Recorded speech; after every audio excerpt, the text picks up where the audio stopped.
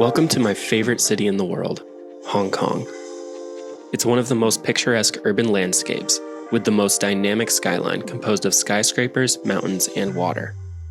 Meanwhile, the winding streets are a blend of ultra-modern shopping centers, but rich in cultural heritage and exudes the sense of traveling to exotic lands.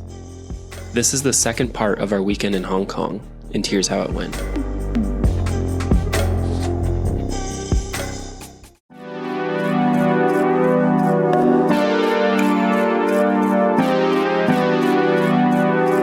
Good morning, guys. It is day 2 here in Hong Kong, and last night we finished up at that rooftop bar, and unfortunately the clouds never cleared, but again at night the neon just kind of glowed through the fog there. But I will warn you, Hong Kong is very expensive. I think I spent almost $15 on that beer at that viewpoint, but I was paying mostly for the view. And then on a clear night, it would just been beautiful views of the skyline and the mountains of Hong Kong. But this afternoon, it looks like the weather might clear, so hopefully we can take you guys up to Victoria Peak and get some nice views of the Hong Kong skyline from there. But it's Sunday morning here, and one of my favorite things to do in Hong Kong is just walk around and get some street photography of the people, and then just all of the signs that are in Cantonese, and it's just so exotic, has such a foreign feel. So this morning, I want to just walk you through a couple more traditional neighborhoods in Kowloon. I'm going to start by walking in Mong Kok, and we're going to walk towards Shui Sam Po, which are two of these blue-collar, working-class neighborhoods that have a little bit more of a traditional feel. They're a little bit grittier, a little bit grungier, kind of feel like they're stuck in the 70s and 80s. But I want to walk around, maybe find some cool markets, and I'll just capture and show you a little bit of the grungier, grittier side of some of these more traditional neighborhoods of Hong Kong.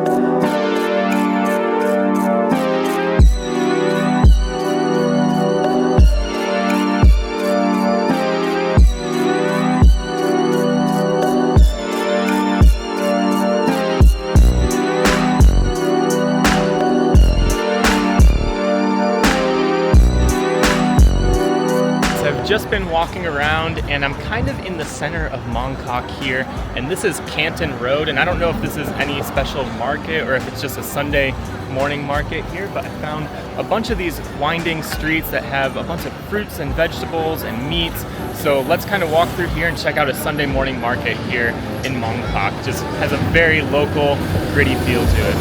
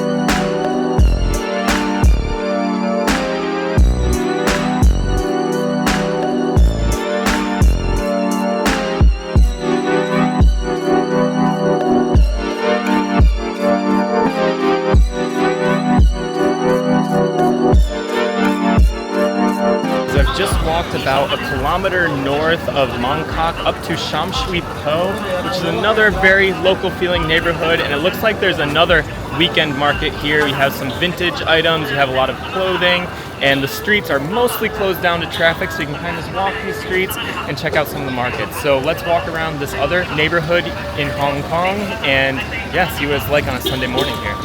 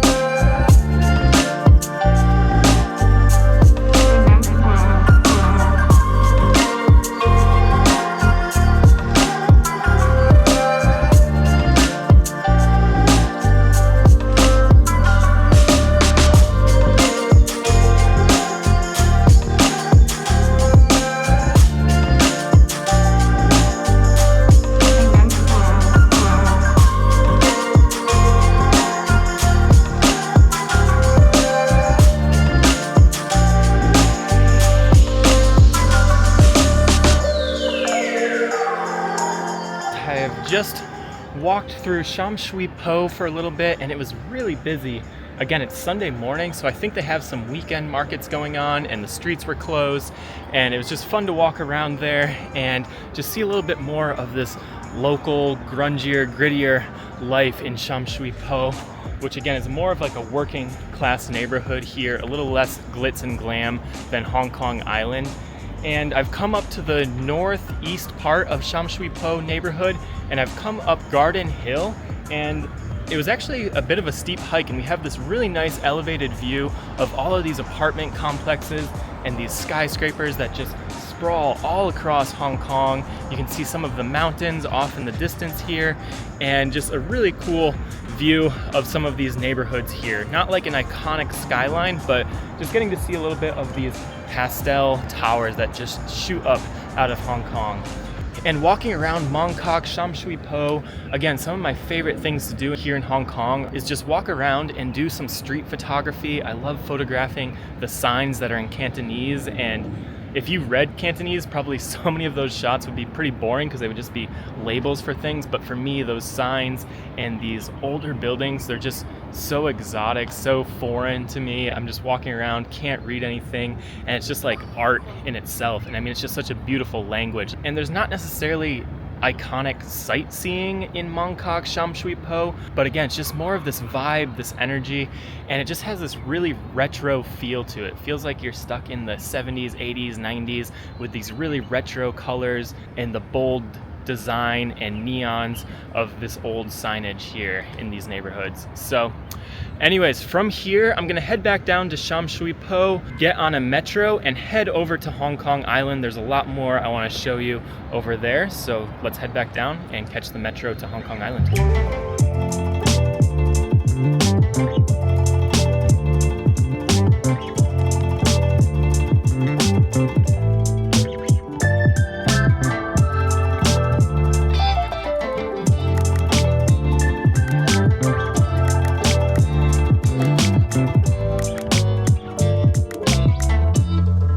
So I've just taken the metro under the Victoria Harbour here, and we are back on Hong Kong Island, and I'm starting in Sai Ying Pun neighborhood here, and this is just a little like artsy, eclectic neighborhood that has a lot of really cool street art. We have some graffiti, some murals, and some really cool cafes.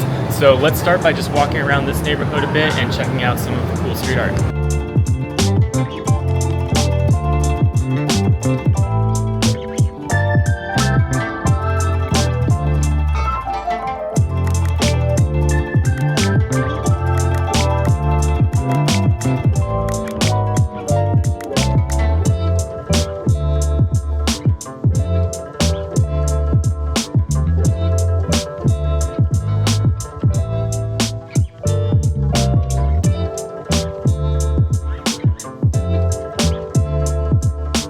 Pretty cool just checking out this art lane here. You just have a bunch of these massive, really colorful murals, and again, just some really hip coffee shops, a couple little boutique stores around here.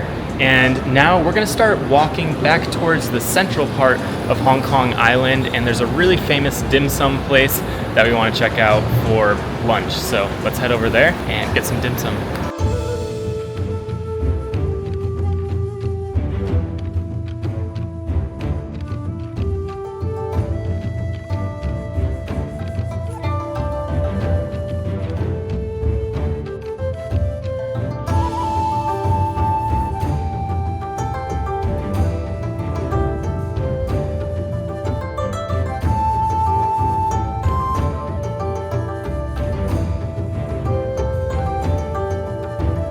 So we've just made it to Lin Hong Kui, which is a famous dim sum place here in Hong Kong, and it's just this old traditional cafeteria style dining establishment, and these little ladies come around with these cards, and you order different like steamed dumplings and meats off of these cards, and you just kind of like snack your way around. You share a table with a bunch of strangers, so it's a bit crazy, a bit chaotic, but a very authentic experience here in Hong Kong.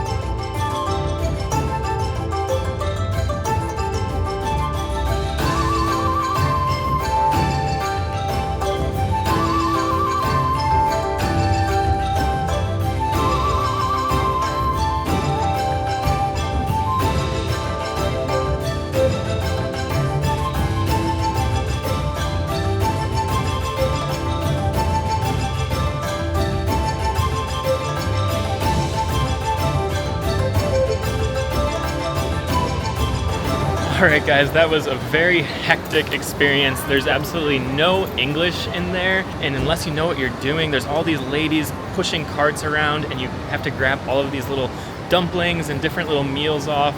But fortunately, we met some local Hong Kong guys that spoke really good English, and they helped us order some food there. But just a really fun local experience here in Hong Kong. So now we're gonna keep wandering the streets of Central here, and we're gonna head towards Mon Mo Temple, which is a pretty cool historic temple in the midst of Hong Kong Island here. So yeah, let's walk around and head to the temple.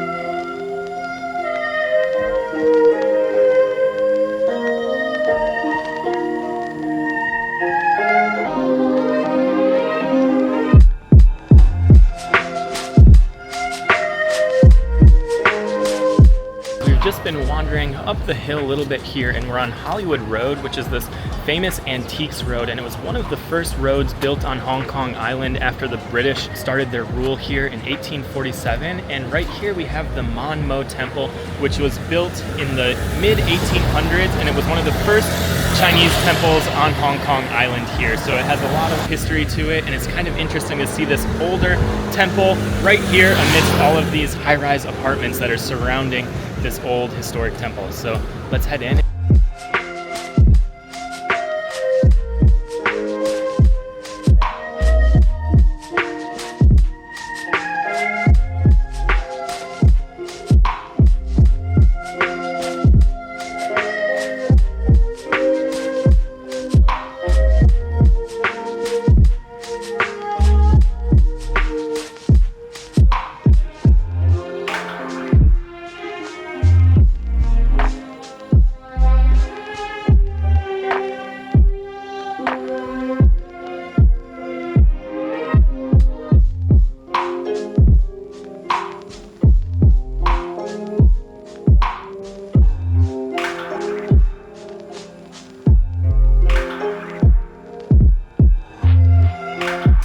That was Mon Mo Temple. Very interesting to see. You go inside, there's two different rooms, and there's all of these different shrines, and on the ceiling there's all of these coiled incense that just fills the room with smoke, and then there's a lot of people that have their own personal incense, and they're doing different offerings and worship in there, and it's just a very smoky room. You have these like little lanterns with these red tags floating off of them, and just a very cool, tranquil place here in the middle of Hong Kong Island. So we're just about a quarter mile from the central part of central Hong Kong Island, so we're gonna keep walking that way, and in the center there's this outdoor escalator. It's one of the longest outdoor escalators in the world that kind of takes you up the hill past all of these really cool hip cafes, restaurants, bars, eateries, and it's a really cool way to kind of see the landscape of Hong Kong Island here. So let's walk there and check out the escalator.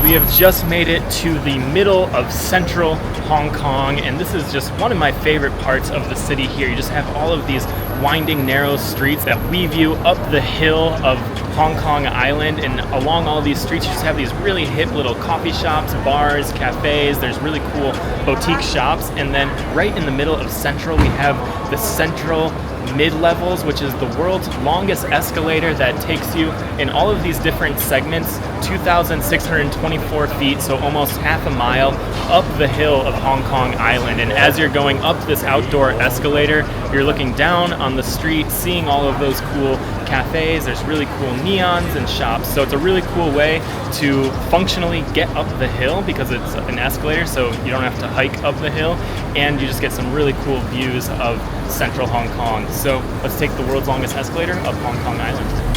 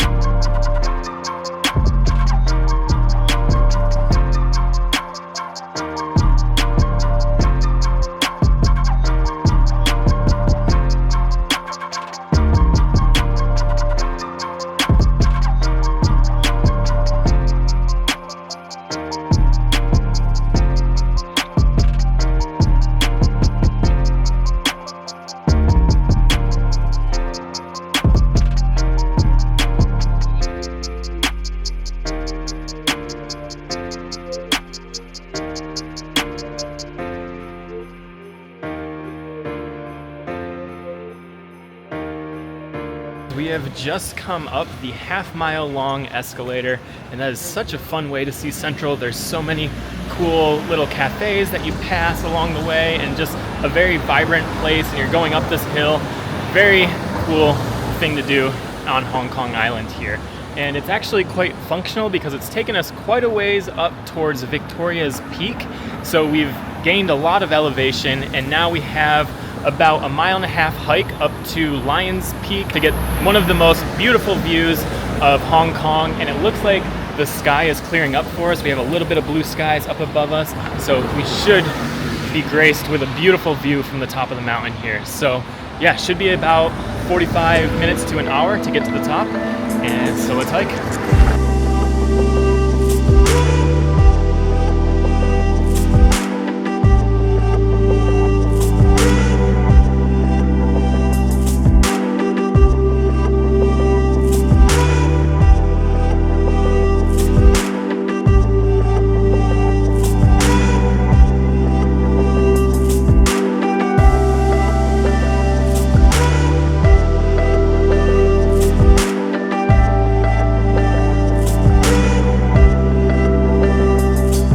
Just had about a half-hour hike up from the mid-levels escalator, and it was a very steep hike, but we were going up through these beautiful vegetation. You had these skyscrapers off in the distance, and we've made it up to the peaks.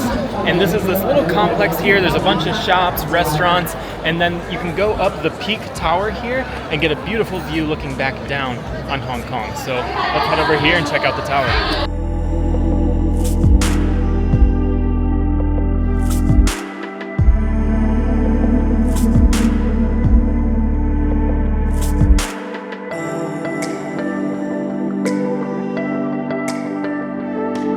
So we went into the Sky Terrace there, but it's 78 Hong Kong dollars, or about 10 US dollars, to go up to the little terrace there to get the view. But we realized that there's the Lions Pavilion just around the corner that basically has the exact same view. You have this older style architecture, and you get these amazing views looking over the Hong Kong skyline, the Victoria Harbor. So, and that's completely free, and it's basically the same view. So let's head over to the Lions Pavilion and just check out the views from there.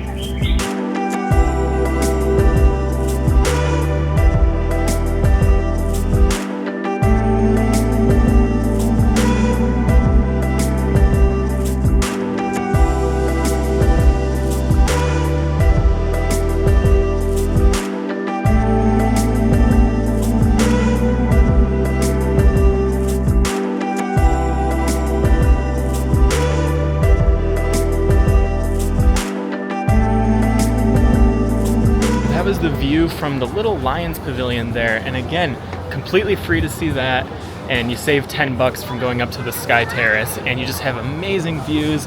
And we're so lucky with the weather today because it's been so foggy the last couple days to get such clear views over the harbor, over the bay, and just amazing skyscrapers. Just as far as you can see, you have these apartment buildings in both directions, all up and down Hong Kong Island, and then across to Kowloon, and you just have amazing buildings. So anyways, from here we're just near Victoria Peak, and there's a little path that kind of takes you around the perimeter of Victoria Peak and might give us a couple other viewpoints looking out over the harbor and the skyline. So let's walk around and see what other views we can get up here.